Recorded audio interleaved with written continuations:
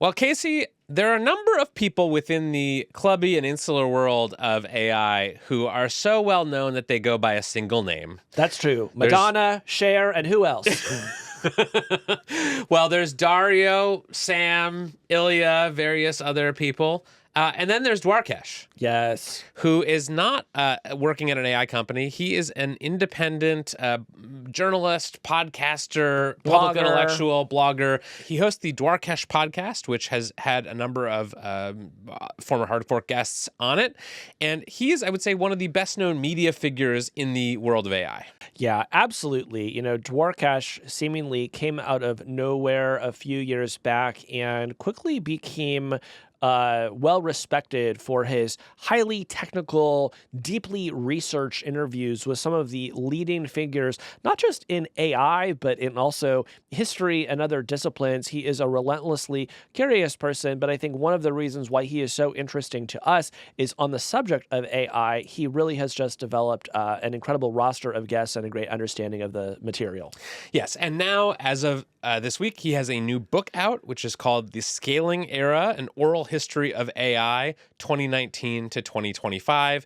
And it is mostly excerpts and transcripts from his podcast and the interviews that he's done with luminaries in AI. But through it, he kind of assembles the history of what's been happening for the past 6 or so years in AI development, talking to some of the scientists and engineers who are building it, the CEOs who are making decisions about it, and the people who are reckoning with what it all means. Indeed. So we have a lot to ask Dwarkesh about, and we're excited to get him into the studio today and hang out. All right, let's bring in Dwarkesh Patel. All right, Dwarkesh Patel, welcome to Hard Fork. Thanks for having me. So excited to have this conversation. So I want to start with the Dwarkesh origin story. You are 24 years old. Yep. Correct? You graduated from UT Austin. You majored in computer science. I'm sure a lot of your classmates and people with your interest in tech and AI chose the more traditional path of going to a tech company, starting to work on this stuff directly. Presumably that was a path that was available to you. Mm-hmm. Why did you decide to start a podcast instead? So it was never my intention for this to become my career. I was doing this podcast basically in my free time. I was interested in these economists and historians, and it was just cool that I could cold email them and get them to come on my podcast and then pepper them with questions for a few hours. And then when I graduated, I didn't really know what I wanted to do next. So the podcast was almost a gap year experience of, let me do this. It'll help me figure out what kind of startup I want to launch or where I can get hired. And then the podcast just went well enough that ... I'm like, yeah, this could actually be a career. This is a more fun startup than whatever CodeMonkey, third setting in Android kind of. So basically just kept it up, and it's grown ever since, and it's been a fun time. Yeah, I mean, I'm curious how you describe what you do. Do you consider yourself a journalist? I guess so. I don't know if there's a good word. I mean, there's like journalist, there's content creator, there's blogger, podcaster. Sure, journalist, yes. Humanitarian. I ask because I started listening to your podcast a while ago, back when it was called The Lunar Society, and the thing that I noticed right away was that you were not doing a ton of sort of explanation and translation. Like I often think of our job as journalists as one primarily of translation, of taking things that insiders and experts are talking about and like making them legible to a broader and less specialized audience. But your podcast was so interesting to me because you weren't really doing that. You were kind of not afraid to stay in the sort of wonky insider zone. You were having conversations with these very technical, experts in their native language, even if it got pretty insidery and wonky at times. Was there a theory behind that choice? No, honestly, it never occurred to me because nobody was listening in the beginning, right? So I was honestly just, I think it was a bad use of my guest time to have said yes in the first place. But now that they've said yes, like, let's just have fun with this, right? Like, who is listening to this? It's me. It's for me. And then what I realized is that people appreciated that style of, because with a lot of these people, they've done so many interviews. You've heard their, what is your book about kind of thing before.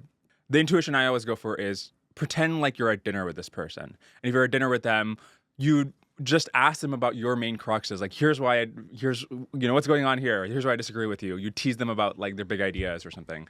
So, but initially it was just an accident. Yeah. I think in mainstream media, we are terrified that you might read something we write or listen to something we do and not understand a word of it, because there's always an assumption that that is the moment that you will stop reading. I think what you have discovered with your podcast is that that's actually a moment that causes people to lean in and say, I didn't get all of that, but I'm getting enough of it that I'm curious, what is this thing that is going to happen next? Right. And everyone's got Google, right? So if you don't understand something or ChatGPT, like you can always look it up in a way that may not have been possible, with talk radio back in the day or something. That's right. So you've got this new book out, The Scaling Era, basically a sort of oral history of the past 6 or so years of AI development. Tell us about the book. So I have been doing these interviews with the key people thinking about AI over the last 2 years.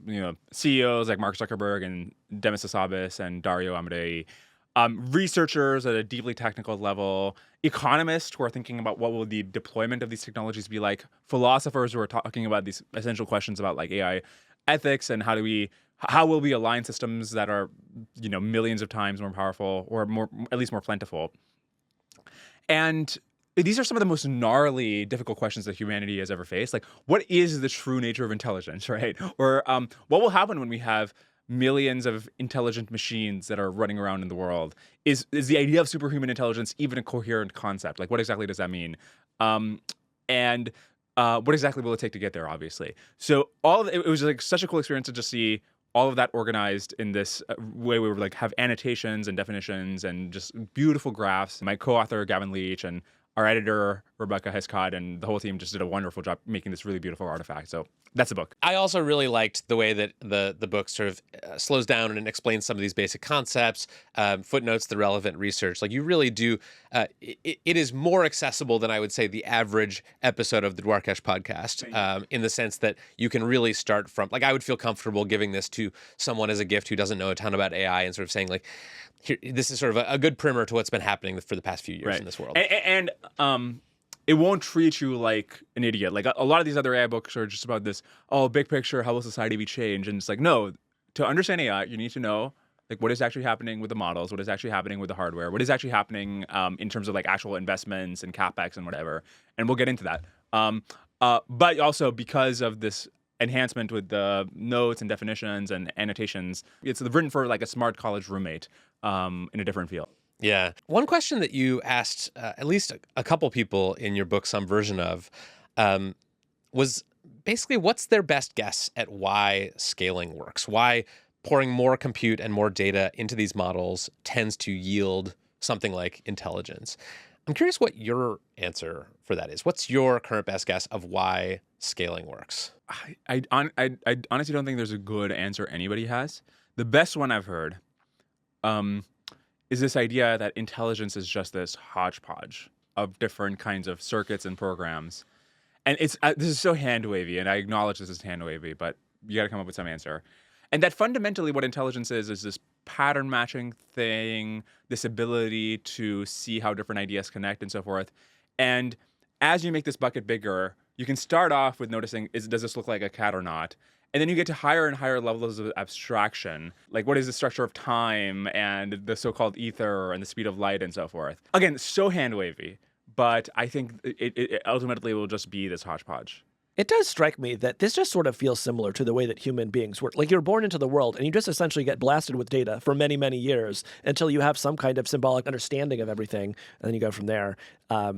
So that's how I think about it. Yeah, I mean, there seems to be this sort of philosophical divide among the AGI believers and the AGI skeptics over the question of whether there is something other than just materialism in intelligence, whether it is just like intelligence is just a function of having the right number of neurons and synapses firing at the right times, and sort of pattern matching and doing next token prediction. I'm thinking of this like famous Sam Altman tweet where he posted, "I am a stochastic parrot and so are you," basically sort of dealing with rebutting the sort of common attack on large language models, which was that they were just stochastic parrots. They're just learning to sort of regurgitate their training data and predict the next token.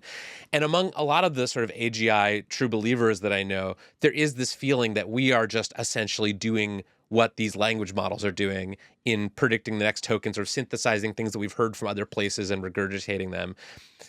That's a hard pill for a lot of people to swallow, including me. Like I'm not quite a full materialist. Are you? Like, do you believe that there's something about intelligence that is not just raw processing power and data and pattern matching? I don't. I mean, it's hard for me to think about what that would be.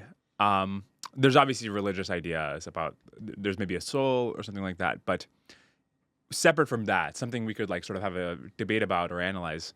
Yeah, and actually, I'm curious about like what kind of thing could it be? Ethics? I don't know. Like that sounds very fuzzy and non-scientific, but like I do think there is something essential about intelligence and being situationally intelligent that requires like something outside of your immediate experience, like knowing what is right and what is wrong. Well, I think one reason why this question might be a bit challenging is that there are still many areas where the AI we have today is just less than human in its quality level, right? Like these machines don't really have common sense. Their memories are not great. They don't seem to be great at acquiring new skills, right? If it's not in the training data, sometimes it's hard for them to get there. And so it does raise the question, well, is the kind of intelligence we have kind of categorically different than whatever this other kind of intelligence is that we're inventing? Yeah. That's right. The on the ethics thing, I think it's notable that if you talk to GPT-4, it has a sense of ethics. If you talk to Claude, it has a sense of ethics. It will tell you, you talk about like, what do you think about animal ethics? What do you think about this kind of moral dilemma? It has this. I mean, I'm not sure what you mean by a sense of ethics. In fact, the worry is that it might have too strong a sense of ethics, right? And by there, I'm referring to maybe its ethics becomes like, I want more paper clips, or, or I mean, sorry, on a more serious note. But those ethics are given to it in part by the process of training and fine tuning the model or making it obey some constitution. Like, Where do you think you get your ethics? Who trained you, Roose? yeah, I mean, it is notable that most people in a given society share the basic worldview that, like, you and I agree on 99% of things, and we would probably agree on like 50% of things with somebody in the year 1500. And the reason we agree on so much has to do with our training distribution, which is the society we live in. Yeah. Yeah. So, yeah, I mean, maybe this argument is that there is something more to intelligence than just brute force computation is somewhat That's romantic. what they call cope. Yes, I was trying to figure out a more sophisticated way of saying cope. But like, do you think that is cope? Do you think that the people who are sort of skeptical of the possibility of AGI because they believe that computers lack something essential that humans have is just a response to not being able to cope with the possibility that computers could replace them? I think there's two different questions. One is it cope to say that we won't get AGI in the next 2 years or 3 years or whatever short timelines that some people in San Francisco, some of our friends, seem to have? I don't think that's cope. I think there's actually a lot of reasonable arguments one can make about why it will take a longer period of time. Maybe it'll be 5 years, 10 years. Maybe this ability to, as you were saying, keep this coherence and engage with the task over the course of a month just requires a different kind of skill than these models currently have. I don't think that's cope. I think the idea that we'll never get there is cope, because there's always this argument of the god of the gaps, of the intelligence of the gaps. The thing it can't do is a thing that is fundamentally human. One notable thing, Aristotle had this idea that, what makes us human is fundamentally our ability to reason. And reasoning is the first thing these models have learned to do. Like, they're like not that useful at most things, except for raw reasoning. Whereas the things we think of just as pure reptile brain, of having this understanding of the physical world as we're moving about it or something, that is the thing that these models struggle with.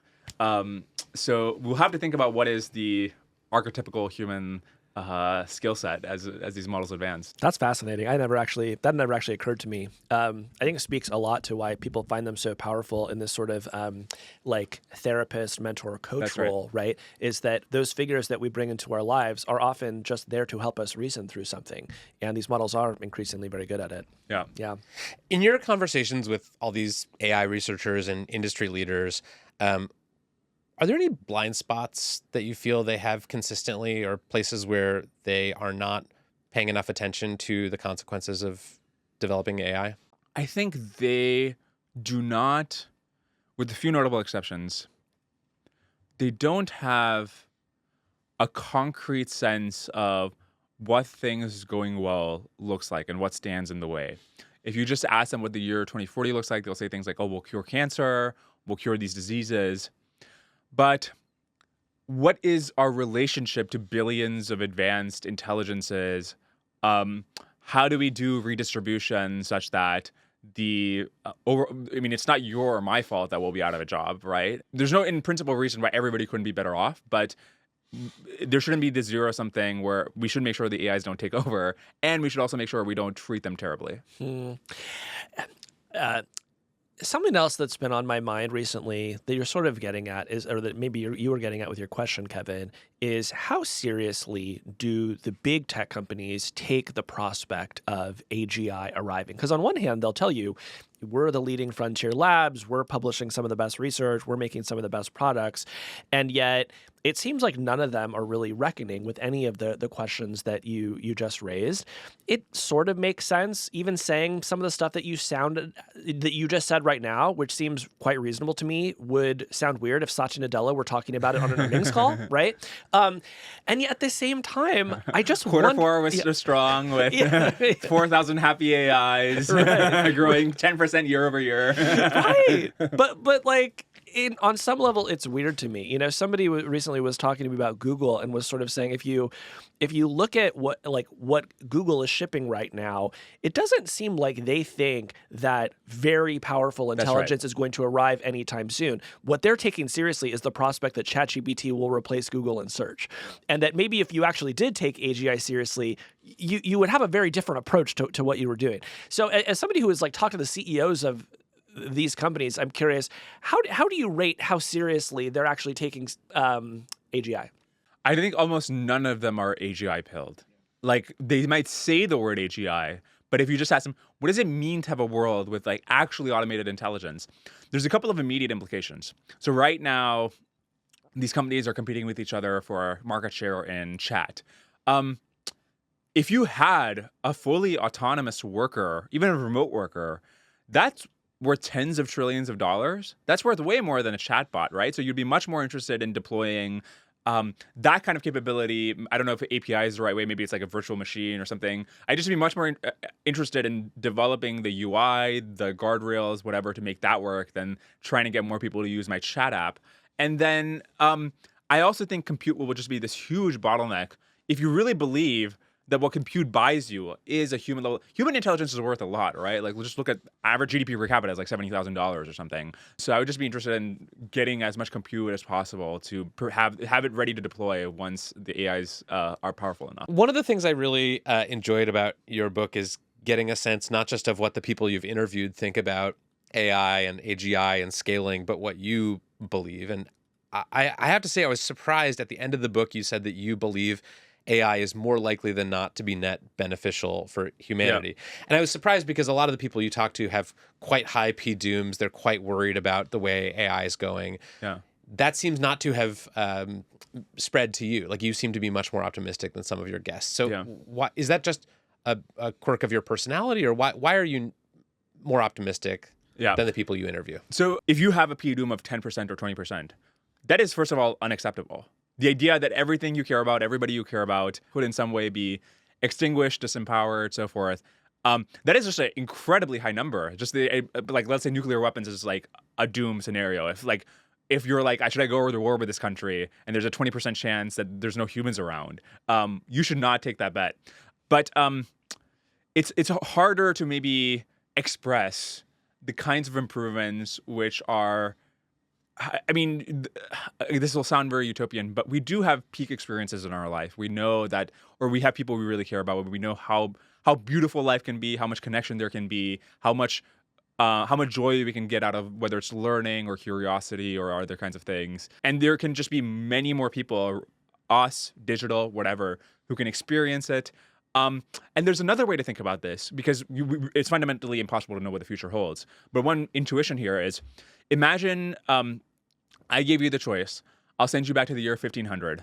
But 1,500 kind of sucks from our perspective. So we'll sweeten this deal. Tell me the amount of money I would have to give you, but you can only use that money in the year 1500, such that it would be worth it for you to go back to the year 1500. I think it's quite plausible. The answer is there's no amount of money I'd rather have in the year 1500 than just be alive right now with my normal standard of living. And I hope we'll have a similar relationship with the future. What is your post-AGI plan? Like, do you think that you will be podcasting? Will you still hang out with us? It's funny because we have our post-AGI careers already, right?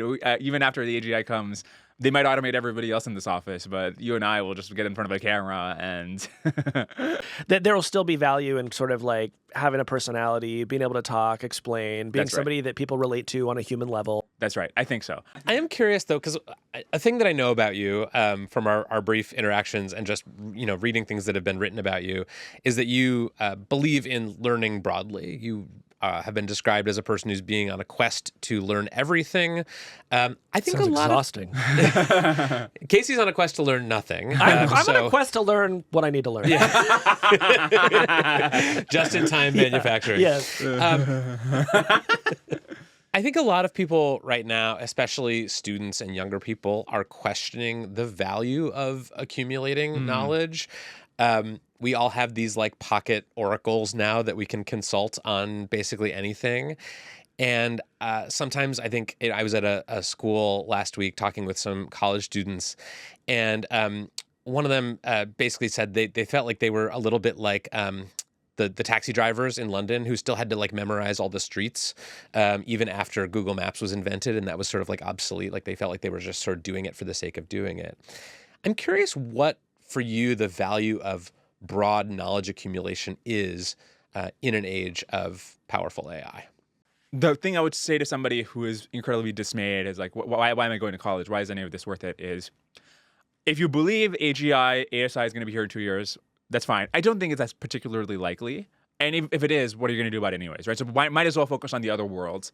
And in the other worlds, what's going to happen before the fully automated robot that's automating the entire economy is these models will be able to help you at certain kinds of tasks, but they will fundamentally just give you more leverage on the world. My friend Sholto Douglas put it this way: just imagine you're going to have 100x the amount of leverage on the future. And the kinds of things that you will be in a good position to do is if you have deep understanding of a particular industry, the relevant problems in it, and it's hard to give advice in the abstract like this because I don't know about these industries, so you'll have to figure it out.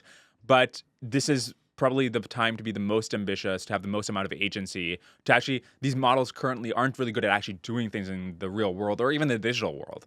If you can do that and use these as leverage, this is probably the most exciting time to be around. Here's my answer for that. You don't want to be in a world where you just have to ask ChatGPT everything. Do you know what I mean? Like, there's a lot of effort involved in just sitting down, writing the prompt, reading the report that comes out of it, internalizing it, relating it. Like, you'd be better off actually just getting an education and then checking in with the chatbot for the things the chatbot is good at least for, I don't know, next few years. Yeah, I don't know. I believe that, and I want to believe that the thing I've spent my life doing is not going to be obsolete, trying to be smarter and learn things. My sort of guiding principle on this is like, learning is fun. Yes. And if you can just do it for your own enjoyment, like, I don't think learning the streets of London is that fun, but I think learning broadly about the world is fun. And so you should do it if it's exciting and fun to you. Absolutely. I think that's totally correct. I also, if I'm like actually talking to a younger version of myself, who would be 6 years old, to be clear. This is a young man we're talking to today. Hey, little buddy. I just advice on careers in general is so bad, and especially with how much the world's going to be changing, it's going to get even worse. And so, I mean, who would have told me? What kind of reasonable person would have told me 4 years ago, man, this computer science stuff, just stop that. Focus more time on the podcast, right? So. Yeah, it's going to change a lot, I think. But see, that's not helpful. Like, what are you going to do with this idea that, like, all advice is wrong? It puts you in an even worse position. Just this idea that, like, yeah, be a little bit skeptical of advice in general. Really trust your own intuition, your own interest. don't be delusional about things, obviously, but explore, try to get a better handle on the world and do more things and run more experiments. Then just this is the thing that's going to be high leverage in AI, and that's where I'm going to do this based on this first principles argument. I think run more experiments is just really great underused advice. Is that why you built a meth lab in your house? Yeah, it's going great for me. Bought me that hot tub. Okay. This is great. Thank you so much, Dwarkesh. Thanks, Dwarkesh. This is fun. Thanks for having me on. Hey, that's the end of this clip. If you liked what you saw, head on over to our page and subscribe, and you can get the full podcast. We do a show like this almost every week on tech and the future. Head on over there now and subscribe.